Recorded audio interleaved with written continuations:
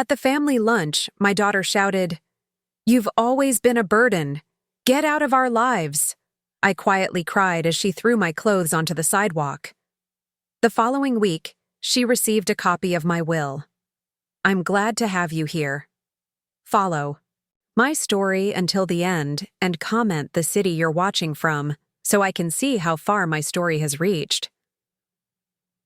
The sound of silverware clinking against china filled the dining room as we sat around the table for our monthly Sunday lunch.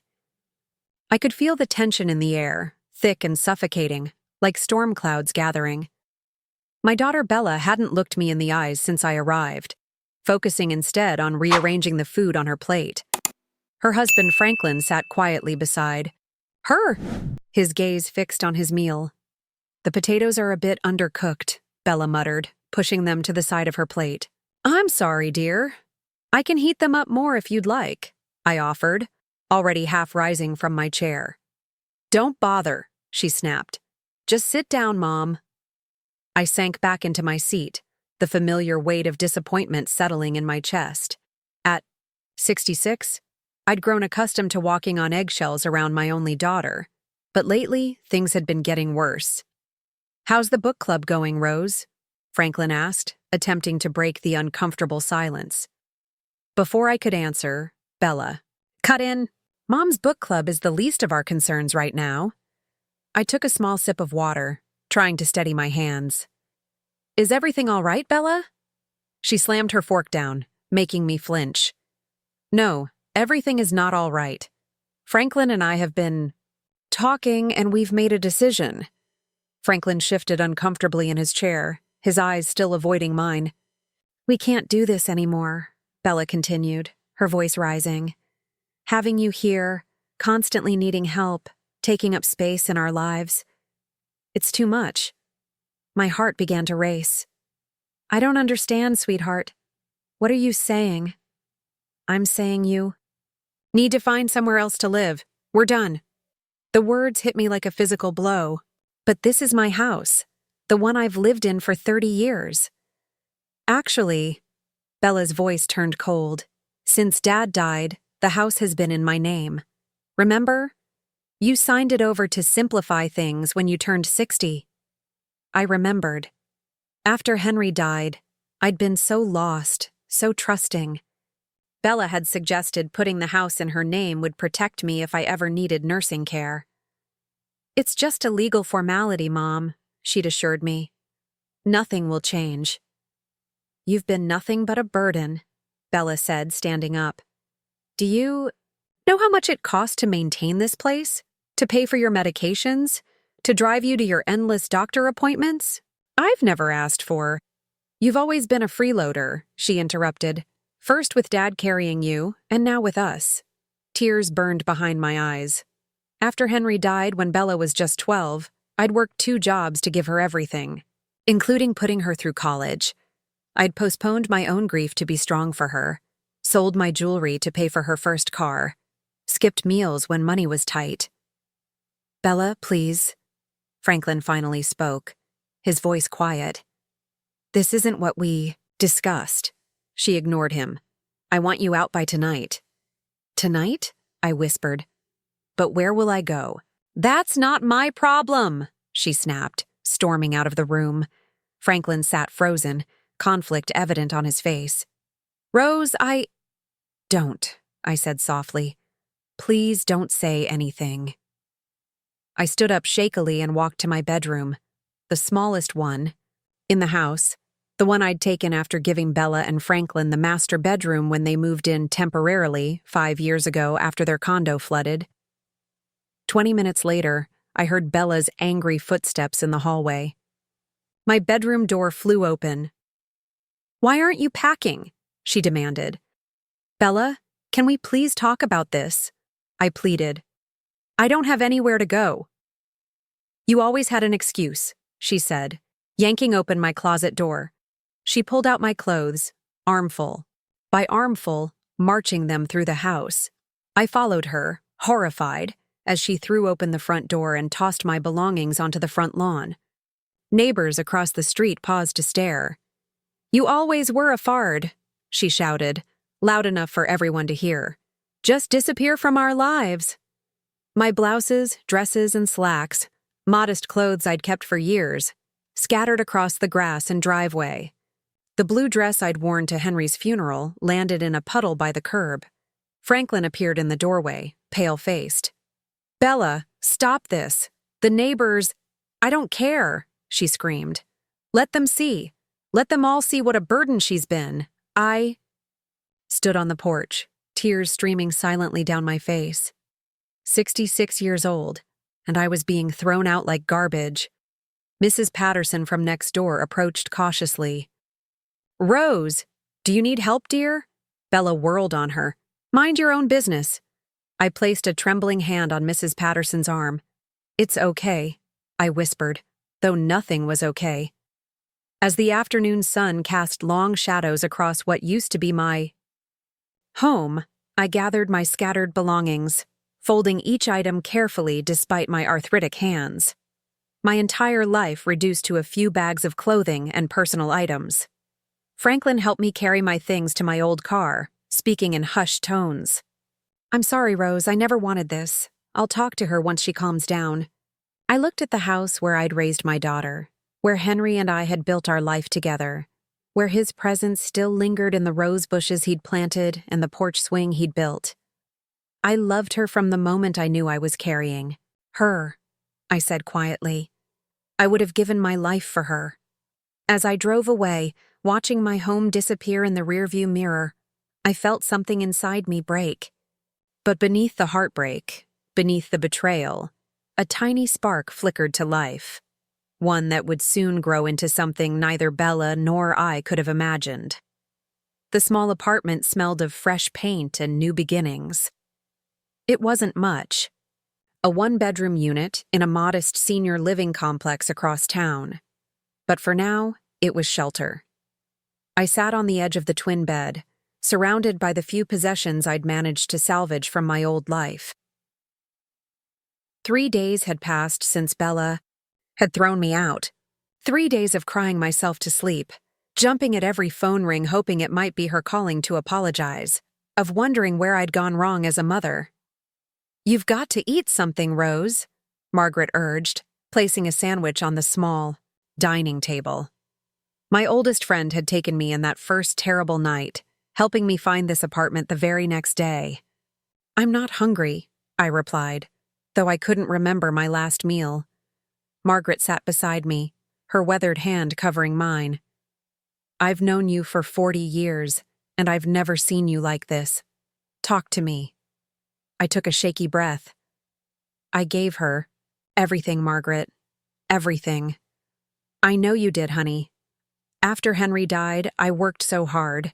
2 jobs, sometimes 3 during the holidays. I never bought myself anything new so Bella could have dance lessons and summer camp and those ridiculous designer jeans she just had to have." Margaret nodded, her eyes filled with the understanding that comes from witnessing a life unfold over decades. "And now," my voice cracked, "now she says I'm a burden." "She's wrong," Margaret said firmly, "and deep down, she knows it." I shook my head. "You didn't see her face, Margaret. There was such contempt." Margaret sighed, standing up. "Well, there's something she doesn't know, isn't there? Something that might change her tune pretty quick." I looked up sharply. "I never told anyone about that except you. Maybe it's time you did." Walking to my purse, I pulled out a worn leather portfolio and opened it on the table. Inside were financial statements, property deeds, and investment records. "Henry was always the forward thinker," I said softly, touching his signature on one of the documents. "When he was diagnosed, he knew he wouldn't see old age. The night before Henry died, he had made me promise something. 'Don't tell Bella about the land,' he'd whispered. 'Not until she's mature enough to handle it. Money changes. People, Rosie.' The land in question was 5 acres outside of town that Henry had inherited from his grandfather. When he died, it seemed worthless, just scrubby fields on the outskirts. But 15 years ago, the city began expanding in that direction. Developers built a shopping center nearby, then housing developments. The value of our little parcel skyrocketed. How much is it worth now? Margaret asked. The last offer was just over $2 million, I said quietly. Margaret whistled. And Bella has no idea. No. After Henry died, I was so focused on keeping our heads above water, on making sure Bella had everything she needed. Then when she was older, she never seemed responsible enough. She's always been impulsive with money. Like those credit cards she maxed out in college? I nodded. And the car loans. And the emergencies that always seemed to require me emptying my savings account. Margaret shook her head. So all these years, you've been living modestly, even struggling sometimes, while sitting on a fortune. It wasn't about the money, Margaret. It was about honoring Henry's wishes, about waiting until Bella was ready. And now, I closed the portfolio, a new resolve hardening within me. Now I know she never will be. That afternoon, I visited my lawyer, Thomas Edwards, who had been Henry's friend and had managed our modest affairs for years. I want to change my will, I told him after explaining what had happened. Thomas leaned back in his chair, his expression grave. I always worried about you putting the house in Bella's name, Rose. I trusted her, I said simply. My mistake. He nodded sympathetically. What changes did you have in mind? I want most of the estate to go to charitable causes, specifically organizations that help elderly people who've been abandoned by their families. The irony wasn't lost on either of us. A small portion should go to my grandson Jason's education fund, to be controlled by a trustee, not Bella. And for Bella herself. I paused.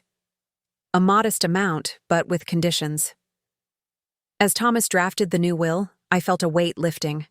For years, I'd protected Bella from consequences, cleaned up her messes, forgiven her selfishness. That ended today. I'd like a copy sent to Bella, I said as I signed the documents. Not the full details, just enough to let her know there's more to her mother than she thought. Thomas raised an eyebrow. Are you sure that's wise? No, I admitted, but it's necessary. That evening, as I arranged my few belongings in the apartment, my phone rang. I didn't recognize the number. Mom? Bella's voice sounded different, controlled, almost sweet. I've been trying to reach you. Have you? I kept my voice neutral, though my heart raced. We need to talk. I may have overreacted the other day. Overreacted? I repeated. You threw my clothes on the lawn and told me to disappear from your life. I was stressed. You know how Franklin's business has been struggling and Jason's college applications are coming up and... What do you want, Bella? I interrupted, something I'd rarely done before. A pause. I received something from Thomas Edwards' office today.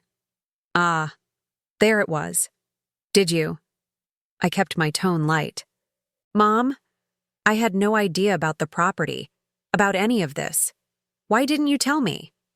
I sat down on my new bed, running my hand over the simple quilt. Would it have made a difference in how you treated me? Another pause, longer this time. Of course, it would have. You're my mother. I love you. The words should have warmed me, but they left me cold. 54 years of loving her, of putting her first, and only now, when she learned I had something she wanted, did she claim to love me back. We should discuss this in person, she continued. Why don't you come over for dinner tomorrow? Night? I'll make your favorite pot roast. I closed my eyes, picturing her face, not as it was during her tirade, but as it had been when she was 5, looking up at me with complete trust and adoration. When had that changed? When had I become just an obstacle in her path? I'll think about it, I said finally. Great. And Mom? I'm really sorry about, well, everything. We all say things we don't mean sometimes. As I hung up, Margaret's words echoed in my mind. Money changes people. Indeed it did. but perhaps not in the way Bella expected, because while my daughter thought she'd just discovered my secret, she had no idea what I was truly planning. Bella's house, my former home, looked exactly the same as I pulled into the driveway, yet everything had changed. The porch light was on, welcoming me back to a place that had cast me out just 1 week ago. I sat in my car for a few moments, gathering my strength for what lay ahead. The front door swung open before I could even knock. Bella stood there, hair perfectly styled, wearing a floral dress I'd never seen before. "Mom!" she exclaimed, her voice dripping with sweetness. "I'm so glad you came." She leaned in for a hug that I returned stiffly, noticing how she seemed to flinch at my modest apartment smell that had replaced my familiar lavender perfume. Come in," she urged, ushering me inside as if I were an honored guest, rather than the woman who had raised her in this very house. The dining room was transformed. Candles flickered on the table, good china was set out, and the aroma of pot roast, indeed my favorite, filled the air. Franklin stood awkwardly by the kitchen doorway, his expression a mixture of shame and relief. "Rose," he said quietly, stepping forward to take my coat. "It's good to see you." "Is it?" I asked simply. His eyes dropped. "Yes, it is." Bella quickly interjected, "Jason's at a friend's house studying. He'll be so disappointed he missed you." I nodded, though I suspected my 14-year-old grandson had been deliberately sent away for this performance. "Can I get you some wine, Mom?" Bella asked, already pouring a glass of the expensive red she knew I occasionally enjoyed on special. "Occasions. No, thank you," I replied. "I prefer to keep a clear head tonight." Something flashed in her eyes. Annoyance, perhaps, but her smile never faltered. "Of course. Water? Tea?" "Water is fine." We settled at the table, the silence broken only by the clinking of silverware against plates. Finally, Bella cleared her throat. "Mom, I want to apologize for what happened last week. I was under a lot of stress, and I took it out on you. It was unforgivable." I met her gaze steadily. "Yet here you are, asking for forgiveness." Franklin shifted uncomfortably in his chair. "We all make mistakes," Bella continued, reaching across to touch my hand. I resisted the urge to pull away. "Families should stick together, don't you think? Is that what you thought when you threw my clothes onto the lawn?" Her smile tightened. "Mom, please, I'm trying here." "What exactly are you trying to do, Bella?" I exchanged a quick glance with Franklin. "To make things right, of course. To bring you home where you belong." "Home?" I repeated. "This stopped being my home the moment you decided I was a burden." "I didn't mean that," she insisted. "I was just. It was a momentary lapse in judgment." I took a small bite of pot roast, chewing slowly. "Thomas Edwards contacted me. He mentioned you called his office 5 times since receiving that copy of my amended will." Bella's cheeks flushed. I was concerned, that's all. Finding out about the property was such a shock. Was it the property that shocked you, or the fact that your supposedly dependent mother isn't as helpless as you thought? Her facade cracked. Slightly. "Mom, you never told me about any of this. All these years we could have what?" I interrupted. "Sold the land? Spent the money? Lived more extravagantly?" "That's not fair," she protested. "We've had financial struggles, especially with Franklin's business downturn last year." Franklin looked down at his plate. "Bella, maybe we shouldn't—" "No, Franklin," I said. "Let her continue. I'm curious about these financial struggles." Bella straightened, apparently glad for the opening.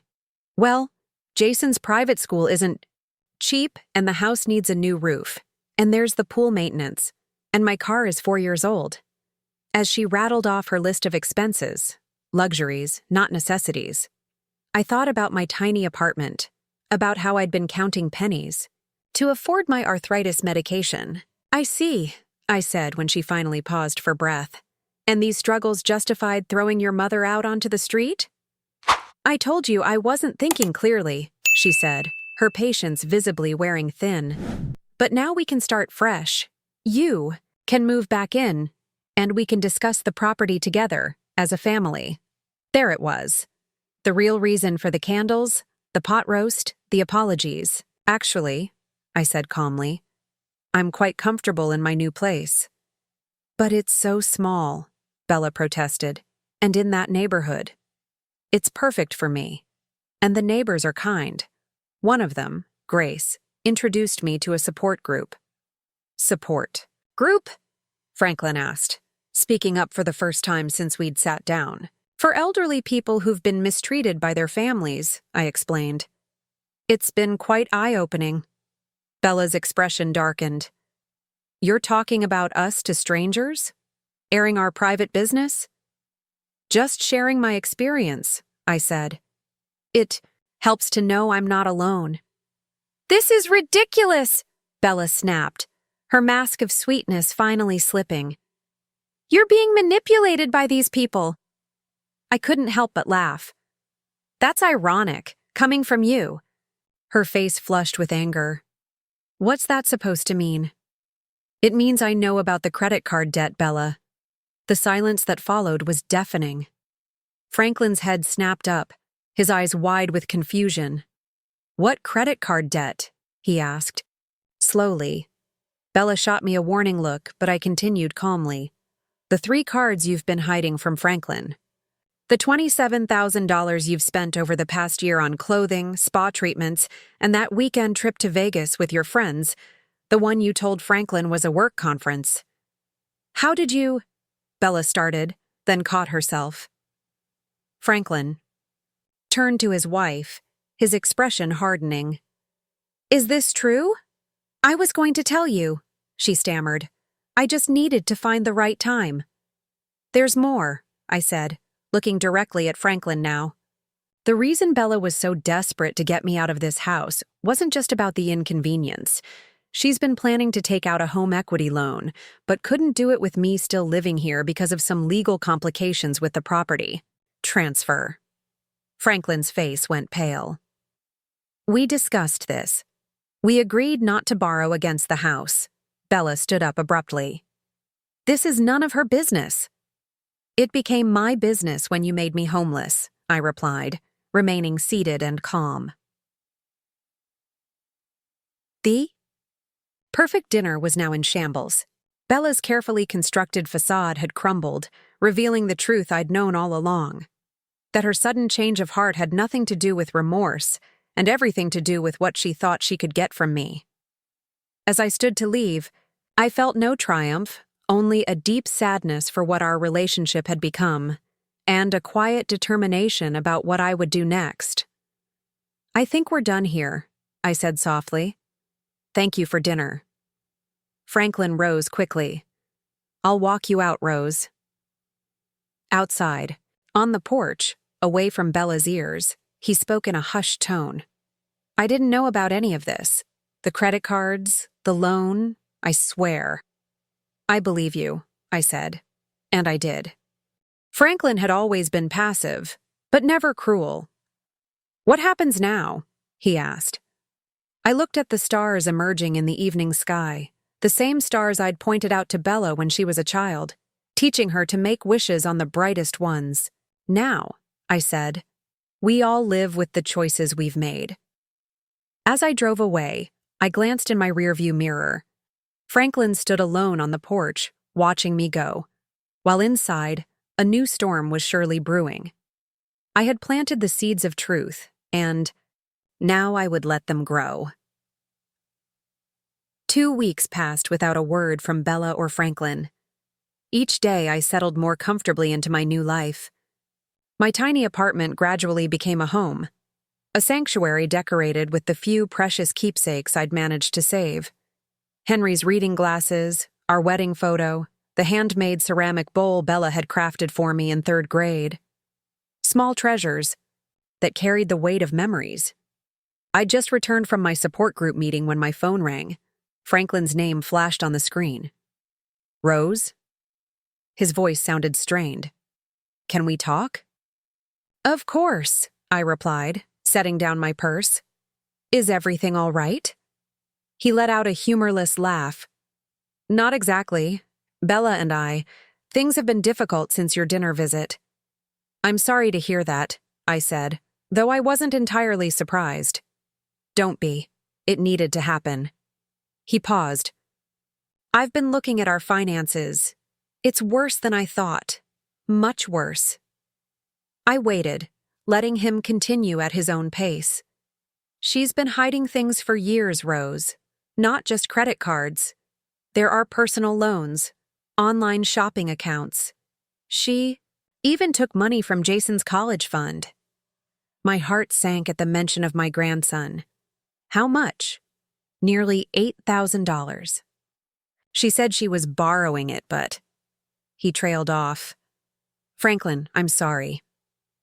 The thing is, he continued, she's still fixated on your property. She keeps talking about what we could do with that money, how it would solve everything, as if $2 million would just vanish into her hands and disappear. I closed my eyes, Henry's warnings echoing in my mind. He'd been right all along. Rose, she's planning something. She wants to contest your new will, claiming you're not mentally competent. She's been talking to a lawyer. A cold feeling settled in my stomach. I see.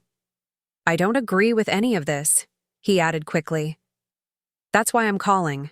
You should know what's coming. Thank you, Franklin. That's decent of you. It's the least I can do, he said quietly. After everything. After we hung up, I sat motionless for several minutes, processing what I'd learned.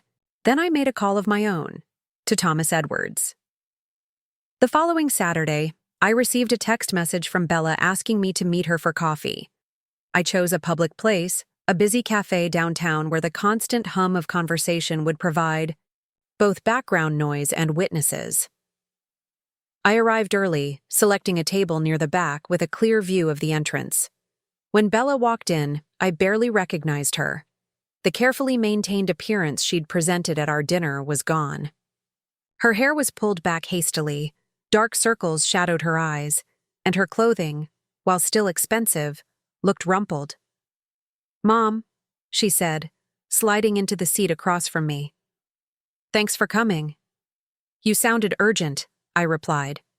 She ordered a triple espresso, her fingers tapping nervously on the table while we waited.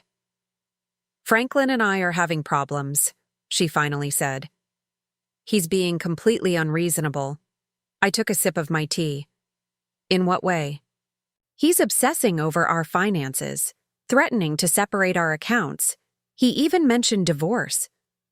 Her voice cracked on the last word. That must be difficult. She looked up sharply, perhaps expecting more sympathy than I'd offered. It's his fault too, you know. His business has been struggling for years. If he were more successful, we wouldn't be in this position. I studied my daughter's face, the face I'd once watched in wonder as she took her first steps, said her first words. Where had that sweet child gone? What position is that exactly? In debt, she admitted reluctantly. But everyone has debt. It's normal. Not everyone hides it from their spouse, I pointed out, or takes money from their child's education fund. Her eyes widened. He told you about that? It was temporary. I was going to put it back. With what money, Bella? She leaned forward, lowering her voice. That's actually why I wanted to talk to you. This situation with the will, the property. We can work something out, can't we? I'm your daughter, your only child. Yes, you are, I agreed, which is why your actions hurt so deeply. I've apologized for that, she exclaimed, drawing glances from nearby tables. What more do you want from me? I don't want anything from you, Bella. That's what you don't understand. She sat back, confusion crossing her features. Then why are we here? Because you asked to meet. and because I think it's time we were honest with each other." Her expression hardened. "What's that supposed to mean?" "It means I know you're planning to contest my will, to claim I'm not competent to manage my own affairs." Bella's mouth opened, then closed. For once, she seemed at a loss for words. "Franklin told you," she finally said, her voice flat. "He was concerned. He had no right." She snapped. "This is between you and me." "No, Bella, this is about you wanting my money. Money you didn't even know existed until 2 weeks ago. It's not just about money," she insisted. "It's about fairness. I'm your family. That property should stay in." "The family? And what would you do with it? Pay off your secret credit cards? Buy a new car? Take another trip to Vegas?"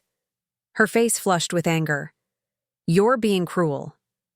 "I'm being realistic," I corrected. "Your father was right to keep this from you.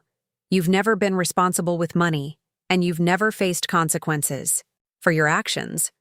So this is punishment? For what? Being human? Making mistakes?" I shook my head. "This isn't punishment, Bella.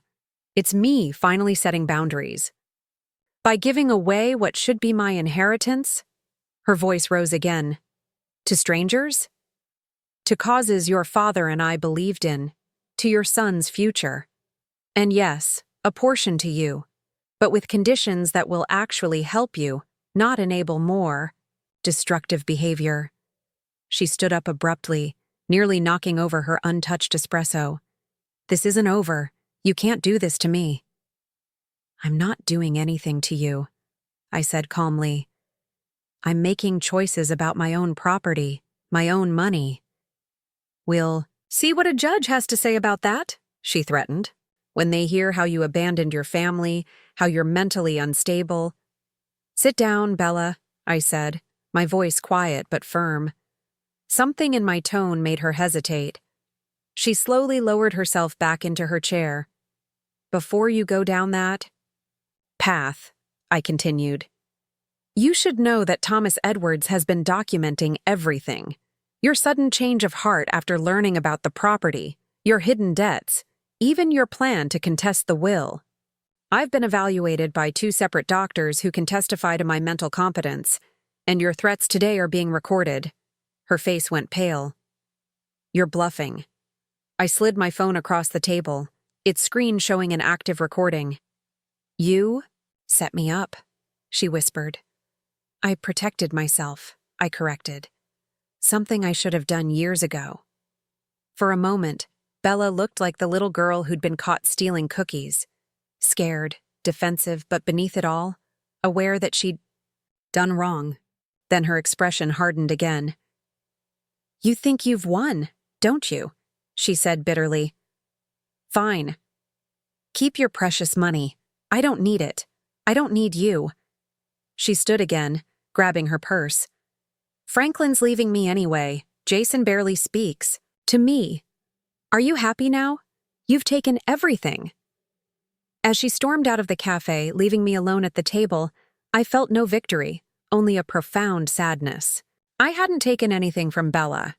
She had lost it all herself, piece by piece, choice by choice. Later that evening, as I sat on my small balcony watching the sunset, my phone buzzed with a text message. It was from Franklin. "Jason would like to see you. Is tomorrow okay?" For the first time in weeks, I felt a glimmer of hope. Perhaps not everything was lost after all.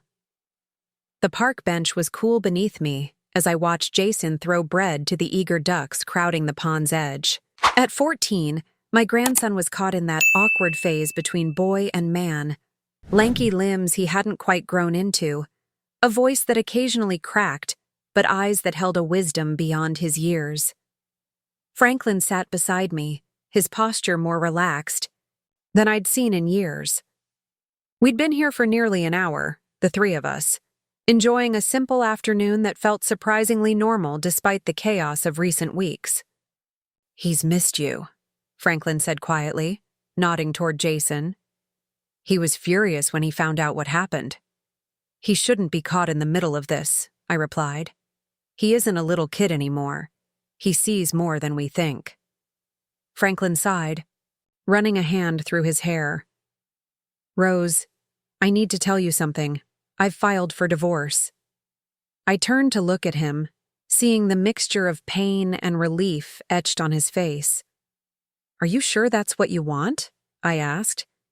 It's what needs to happen, he said firmly. After everything came to light, the debt, the lies, what she did to you, I realized this isn't new behavior. It's who she's always been. I just refuse to see it. I nodded, thinking of all the times I'd made the same choice, turning a blind eye to Bella's manipulations because it was easier than confronting the truth. She wasn't always like this, I said softly. When she was little, she was so loving, so open-hearted. What changed her? I shook my head. I've asked myself that question 1,000 times. Maybe it was losing her father so young. Maybe it was my own fault. Perhaps I indulged her too much, trying to compensate for Henry not being there. You can't blame yourself for her choices, Rose. Can't I? I'm her mother. Jason jogged back. To us, pockets empty of bread, cheeks flushed from the autumn chill. The ducks say they want more, he announced with a grin. Tell them they've had plenty. Franklin replied, smiling at his son. We should get going anyway. Your grandmother probably has plans. Actually, I don't, I said. Would you like to come back to my apartment? It's not much, but I could make hot chocolate.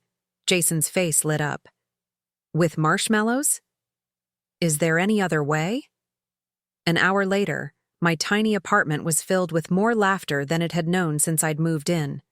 Jason explored every corner, admiring the few photographs I'd salvaged, asking questions about my life before he was born. Is this Grandpa? He asked, pointing to a faded picture of Henry beside our old Chevy. Yes, I said, smiling at the memory. That was taken the summer before you were born. He was so excited about becoming a grandfather. Mom never talks about him, Jason said, his expression thoughtful. She doesn't really talk about you either. It's like the family just started with her. Franklin and I exchanged glances. Your mother has her own way of looking at things, I said carefully. Jason set down the photograph. You mean she lies? Jason, Franklin warned. It's true, Dad. She lies about everything. Where she's going, who she's with, how much stuff costs. He looked at me with those wise eyes. I heard her on the phone the other day, talking to someone about contesting Grandma's will. She said she'd say whatever she needed to say to get the money.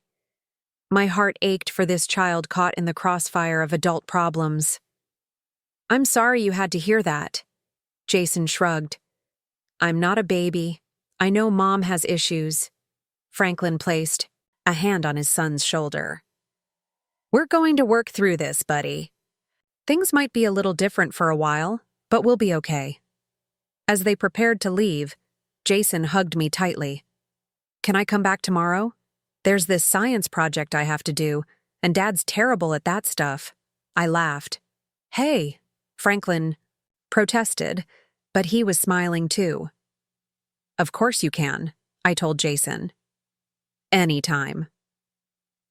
After they left, I sat quietly, savoring the lingering warmth their presence had brought to my small space. For the first time since Bella had thrown me out, I felt a sense of peace, of possibility. The next morning, I was awakened by insistent knocking. Pulling on my robe, I opened the door to find Bella standing there, her face contorted with rage. How dare you? She hissed, pushing past me into the apartment. Bella, what? You turned them against me, she accused, whirling to face me. Franklin's filing for divorce. Did you know that? And now he's poisoning Jason's mind too. I didn't turn anyone against you, I said calmly, though my heart was racing. Franklin made his own decision based on what he discovered. Because you told him about the credit cards, about Vegas. You lied to your husband, Bella. You stole from your son's college fund. Those were your choices, not mine. She paced the small living room like a caged animal. He's trying to take everything, the house, full custody of Jason. He says I'm unstable. Me, after he abandoned our marriage at the first sign of trouble. Is that really how you see it? She stopped pacing, her eyes wild. What do you mean? Franklin didn't abandon your marriage. He's responding to years of deception. There's a difference. Oh, so you're on his side now? She spat. My own mother? I'm not on anyone's side, Bella. I'm just trying to see the situation clearly. She laughed bitterly. Right. That's why you're letting my son come over here, filling his head with who knows what. Jason asked to see me, I said, and we don't talk about you. I don't believe you. She glanced around the apartment with disdain. Look at this place. It's pathetic. You're living like some tragic victim when we both know you're sitting on millions. I took a deep breath. Money isn't everything, Bella. Easy for you to say. When you've got it! She exploded. Do you know what's happening to me? My life is falling apart! The bank called about the mortgage payment. My credit cards are maxed out, and now Franklin's threatening to expose everything in the divorce proceedings. I'm sorry you're struggling, I said, and I meant it. Despite everything, this was still my child. But I can't fix this for you. You could, she insisted, her voice dropping to something almost pleading. You could help me, Mom. Just this once. Alone. That's all I'm asking. I'll pay it back, I swear. For a moment, I wavered. The maternal instinct to protect, to make everything better, was powerful. But then I remembered the clothes scattered across the lawn, the cruel words, the years of manipulation. No, Bella, I said softly. I won't enable you anymore. Her face transformed, vulnerability replaced by cold fury. You'll regret this, she hissed. I'm not done fighting for what's mine. And when I win, don't expect any mercy from me. Is that really what your father and I raised you to be? I asked, my voice breaking slightly. Someone who threatens her own mother? Something flickered in her eyes. Doubt, perhaps, or a fleeting moment of self-awareness. But it vanished as quickly as it had appeared. You're the one who changed, she accused. You're the one who turned your back on family. As she stormed out, slamming the door behind her, I sank onto the couch, my hands trembling. The encounter had left me shaken, but also strangely resolved. This wasn't just about money anymore. It was about breaking a pattern that had persisted for too long. My phone buzzed with a text from Margaret. Coffee this afternoon? I've got someone I'd like you to meet. I hesitated only briefly before typing back. I'd love to. It was time to start living my life again. Not as Bella's mother or Henry's widow, but as Rose, a woman with her own path still ahead of her. 6. Months can change everything. As spring blossoms brightened the city parks, I sat in Thomas Edward's office, finalizing the details of my estate plan. The winter had been long and difficult, but as the days gradually lengthened, so too had my sense of purpose grown stronger. Everything looks in order, Thomas said, sliding the documents across his desk. The trust for Jason is secure, the charitable foundation is established, and the conditions for Bella's portion are clearly outlined. I signed each page with careful deliberation. And it's ironclad? She can't contest it? Nothing is absolutely ironclad in law, Thomas admitted, but we've taken every precaution. The medical evaluations, the documented history of her behavior, her financial mismanagement. It would be extremely difficult for her to successfully challenge this. And Franklin's testimony would help if needed? Thomas nodded. His statement is powerful, as is Jason's, though I hope it doesn't come to that. I placed the pen down, a weight lifting from my shoulders. Thank you, Thomas, for everything. Henry would be proud of you, Rose, he said gently. You've honored his wishes while also finding your own path. As I left the office, spring sunshine warming my face, I thought about how much had changed since that terrible Sunday when Bella had thrown me out. The pain hadn't disappeared. I doubted it ever would completely, but it had transformed into something else, something that propelled me forward rather than holding me back. I walked the 3 blocks to the community college where, at 66, I had enrolled in a literature course. It had been Margaret's suggestion, a way to fulfill the dream I'd set aside after Henry died when raising Bella became my sole focus. "You're just in time," Professor Jenkins said as I slipped into the classroom. "We were about to discuss your paper on Jane Austen." My classmates, most young enough to be my grandchildren, turned to smile at me. Over the past months, I'd gone from being the old lady in the back row to just Rose, whose insights they respected and whose homemade cookies they eagerly anticipated each Thursday. After class, I checked my phone to find a message from Franklin. Jason got an A on his science project. He says he couldn't have done it without his grandmother's help. Dinner tonight to celebrate? I smiled, typing back a quick acceptance. My relationship with my grandson had blossomed in ways I'd never expected. 3 evenings a week, he came. To my apartment, sometimes with Franklin, sometimes alone, for homework help, cooking lessons, or simply to talk. He was the bridge that connected my past to my future, a reminder that family bonds could heal as well as hurt. Franklin, too, had become an unexpected ally. As his divorce from Bella progressed, he'd made it clear that I would always be Jason's grandmother, always welcome in their lives. His kindness had helped ease the ache of Bella's continued rejection. My last stop of the day was the coffee shop where I was meeting Margaret and Robert. The thought of Robert brought a smile to my face and a flutter to my heart that I hadn't felt in decades. I'd met him 4 months ago, Margaret's recently widowed brother-in-law, a retired English professor with kind eyes and a dry wit that matched my own. Our friendship had developed slowly, cautiously, both of us carrying the weight of past losses. "There she is," Robert said warmly as I approached their table. He stood to pull out my chair, a gentlemanly gesture that always made Margaret roll, her eyes good-naturedly. "How did the meeting with Thomas go?" Margaret asked, pushing a cup of tea toward me. She always ordered for me when I was running late. "Everything's settled," I replied. "It feels final." Robert's hand covered mine briefly. "Are you okay with that?"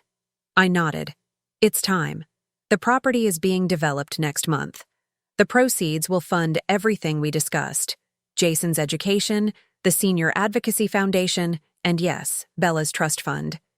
"Has she tried to contact you?" Margaret asked. "Not directly. Franklin says she's been sober for 2 months now, attending therapy sessions as part of their custody arrangement. After Bella's last explosive visit to my apartment, things had spiraled further. She'd lost her job, been arrested for a DUI, and finally hit the rock bottom that forced her to confront her issues with money, alcohol, and relationships. The divorce had been finalized 3 months ago, with Franklin receiving primary custody of Jason. "Do you think she'll accept the conditions of the trust?" Robert asked. I sipped my tea thoughtfully. "I don't know, but they're non-negotiable. She gets a monthly stipend, but the bulk of her portion remains in trust unless she maintains sobriety and completes financial counseling." "You're doing the right thing," Margaret assured me. "It's tough love, but it's still love." Later that evening, as Franklin, Jason, and I celebrated over pizza at my now cozy apartment, my phone buzzed with a text from an unfamiliar number. "Mom, I'd like to talk." "When you're ready." "Bella." I showed it to Franklin, whose eyebrows rose in surprise. "That's unexpected." "She's been doing better," Jason offered cautiously. "My therapist says we might try supervised visits soon." I nodded, tucking the phone away. I would respond to Bella, but not tonight. Tonight was for celebration. for the family that had reformed from the ashes of betrayal. After they left, I sat on my small balcony, watching the city lights twinkle against the darkening sky. Robert had invited me to join him for a weekend trip to the coast next month, my first vacation in years. The senior advocacy foundation I'd established with part of Henry's property proceeds was already helping others who had experienced elder abuse. And next week, I would begin volunteering at the community center, teaching a writing class for seniors. My life, which had seemed shattered beyond repair 6 months ago, had reassembled itself into something new, something that was entirely mine. The phone in my lap buzzed again. Robert. Thinking of you. Sleep well, Rose. I smiled, typing back a response. Then I glanced at Bella's earlier message, still unanswered. With careful thought, I composed a reply. I'm ready to listen when you're ready to talk. Coffee next week? Whatever came next with my daughter, reconciliation, rejection, or something in between, I would face it on my own terms. The woman, who had stood weeping on a front lawn, watching her clothes being thrown onto the grass, no longer existed. In her place stood someone stronger, wiser, and finally, truly free. As I prepared for bed, I caught my reflection in the mirror, the silver hair I'd stopped dyeing, the laugh lines I'd stopped trying to hide, the clear eyes that had seen both, heartbreak and healing. For the first time in years, perhaps decades, I recognized myself. We did it, Henry, I whispered to the quiet room. We found our way through. The path ahead would have its challenges. Bella's recovery was fragile. My relationship with Robert was new, and rebuilding family bonds took time. But I was no longer afraid. Whatever came, I would meet it with the quiet strength I'd discovered within myself, the strength that had been there all along, waiting to emerge. The last smile of Rose wasn't a final farewell, but a beginning. The start of a life reclaimed, a heart renewed, and a spirit unbroken. In the morning, I would wake to possibilities I'd never imagined 6 months ago.